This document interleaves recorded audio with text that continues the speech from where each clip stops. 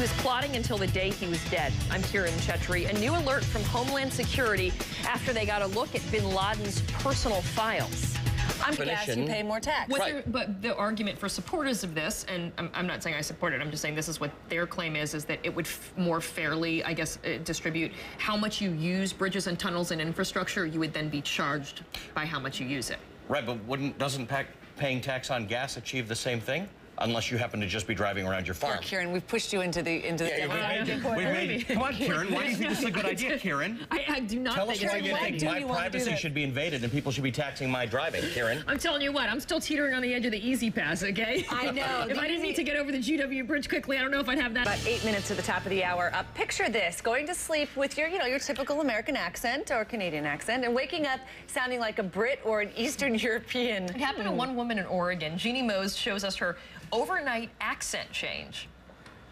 Relationship, right? After all those years. Wow, what a strange thing. Where do you think that comes from? Because these accents they're not native born. You learn the accent that you're around. Look, I'm no brain scientist, but we should have got Sanjay in his brain to tell us this. But you get bombarded all the time by all of this stuff. She's absorbing something. Wow. But the other thing Jeannie wrote to us, and she said that the funniest thing is she used to be pretty shy. She was almost a wallflower. And then now, because of her accent, people are always asking her where she's from. So she's had to open up a whole new world, talk to more people. And she says when she gets stressed out, it sounds a little more Australian than Irish. Her husband seems very cool. He answered the questions just as a good husband should. No, I don't want her the old way. No, I love her just the way she is. Great. And he said, you want to buy a push cart? All right, well, a new threat pulled from bin Laden's files. Good morning, it's Friday, May 6th, and welcome to American Morning. So much we're following today, including the latest details of what's happening in Pakistan and also in the Midwest, in the South, where this flooding is just massive. Yeah, speaking of the situation in Pakistan, right now we're finding out more about a threat that was pulled right from Osama bin Laden's files. The Homeland Security Department here in the United States has issued an alert about rail security. A law enforcement source says Al-Qaeda was plotting to attack trains in the U.S. And there was one possible... 13 minutes past the hour now. Osama bin Laden holed up in a compound in Pakistan for 5 years. Time spent plotting moves in perhaps his reign of terror. That's right. It's really tough to put something that you're otherwise supposed to eat or an animal is supposed to eat in your gas tank. And the other question is, U.S. demand has not moved the needle on oil prices in years. It's not demand coming from the U.S. It's China. It's emerging markets. We can all go to electric cars, but if they don't, Yeah.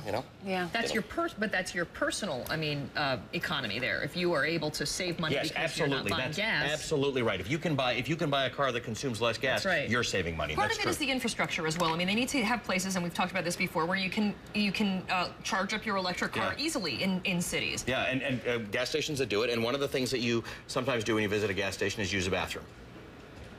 And I'm leading into our next story. The last thing that you would want when using that bathroom is defective toilet paper. Correct. I'm just interested. This university is suing over defective toilet paper.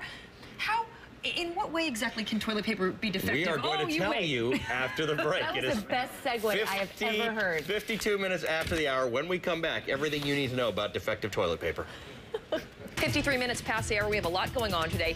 Here's a look at your headlines this morning. We start with an alleged from the day's headlines. American Morning will be right back after this.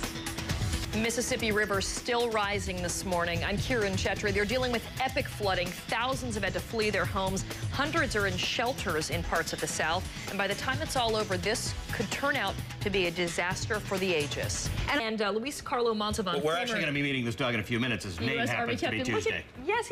Oh, he has my shoe! Hi, buddy. Thank you. Can I have that back? I hope you didn't eat the other one. It was Allie's. It's a little soggy, but no worse for the wear. All right, we're going to be right back with Tuesday coming up. 40 minutes past the hour right now. You know, dogs have been fighting alongside of U.S. soldiers for more than 100 years. They play a pivotal role in military operations, and perhaps now more than ever, they're using dogs in many ways, from combat zones to sniffing out explosives and even comforting soldiers in the aftermath of duty. Our next guest is retired U.S. Army Captain Luis Carlos Montalvan. His dog, Tuesday, is a psychiatric service dog. Tuesday is part of a new generation of animals trained to help people suffering from post-traumatic stress disorder. And Montalvan is the author of a new book. Explain to us how you and Tuesday became a pair. Well, after getting out of the Army in 2007 to recover from physical and psychological wounds. And then let's say having a pet. Well, Tuesday Tuesday, when I got him, knew 80 commands. He was formally trained for 2 years. Now he knows 150 commands. But he's trained to help me in physics. I fractured some vertebra in Iraq. He helps me with balance when I walk because of the traumatic brain injury. It messes with my equilibrium. For PTSD, hundreds of thousands of veterans are suffering at home. Right. And so he saved you. He saved me. I mean, we know that in theater there are what 2,800 dogs, right canines now, yeah. who are actually alongside our soldiers doing all kinds of different jobs as well. I mean, I think it shows you just the connection that we have with dogs. Absolutely, and they're doing these dogs, Iraqi, Afghani, American. And, of course, they do things like perform on raids, such as what happened in the case with Osama bin Laden.